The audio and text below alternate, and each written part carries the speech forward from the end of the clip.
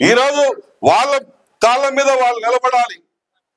Horticulture hub గా తయారు చేసుకొని హార్టికల్చర్ పంటలు పండించుకొని సంవత్సరానికి 20-25 లక్షలు సంపాదించుకునేటువంటి పరిస్థితి రావాలని మన చంద్రబాబు గారు ఈ రోజు కష్టపడతా ఉన్నారు.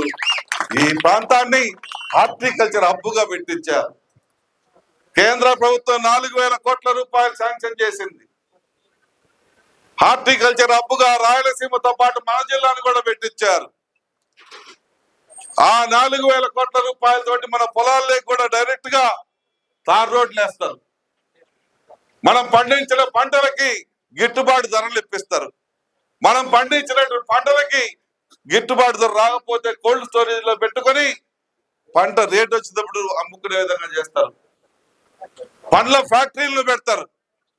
ఇలా హార్టికల్చర్ హబ్ ద్వారా మనల్ని డెవలప్ చేసేదాన్ని మన ప్రాంతం ఆ హార్టికల్చర్ హబ్ కి మన భూములు సూట్ అయితే